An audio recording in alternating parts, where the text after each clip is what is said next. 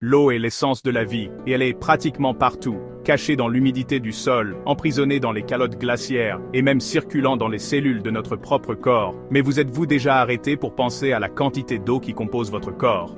Eh bien, selon des facteurs tels que la localisation, la composition corporelle, l'âge et le sexe, le corps humain moyen est étonnamment composé de 55 à 60% d'eau. Et voici un fait amusant. Les bébés humains sont encore plus mouillés. À la naissance, ils sont composés d'environ 75% d'eau, ce qui les rend, littéralement, aussi aquatiques que des poissons. Mais cela change. Au moment où ils fêtent leur premier anniversaire, ce pourcentage tombe à environ 65%. Alors, à quoi sert toute cette eau dans notre corps? Et combien devons-nous réellement boire pour rester en bonne santé? L'eau est le héros méconnu de notre biologie. Elle amortit et lubrifie les articulations, régule la température corporelle et nourrit le cerveau et la moelle épinière. Mais elle ne se contente pas de circuler dans notre sang. Elle est partout. Saviez-vous que le cerveau et le cœur d'un adulte sont composés de près des 3/4 d'eau? C'est à peu près la même chose qu'une banane. Et vos poumons? Ils sont encore plus hydratés, environ 83% d'eau, comparable à une pomme. Même vos os, qui semblent secs et rigides, sont étonnamment composés de 31% d'eau. Alors, si nous sommes essentiellement des ballons d'eau ambulants, pourquoi devons-nous continuer à en boire autant? Voici le truc. Chaque jour, nous perdons environ 2 à 3 litres d'eau juste en vivant, par la sueur, l'urine, les selles, et même quelque chose d'aussi simple que la respiration. Ces processus sont essentiels à la survie, mais ils signifient aussi que nous devons continuellement reconstituer nos niveaux d'eau. Si nous ne le faisons pas, la déshydratation s'installe. La déshydratation peut vous prendre par surprise, et ses effets sont de grande portée. Au premier signe de faible niveau d'eau, les récepteurs sensoriels de l'hypothalamus de votre cerveau sonnent l'alarme. Cela déclenche la libération d'une hormone appelée hormone antidiurétique, ADH.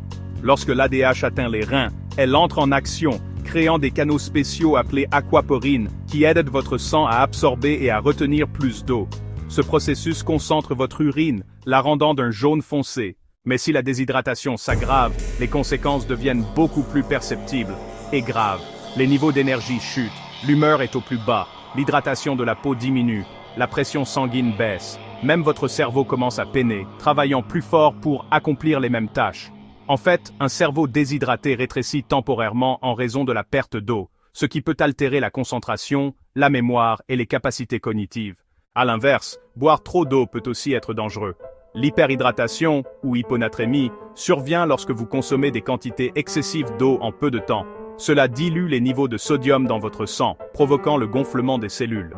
Les athlètes, en particulier ceux qui évoluent dans des conditions extrêmes, sont particulièrement vulnérables à cela. Alors qu'un cerveau déshydraté augmente la production d'ADH, un cerveau hyperhydraté la ralentit, voire l'arrête, ce qui entraîne une cascade de problèmes.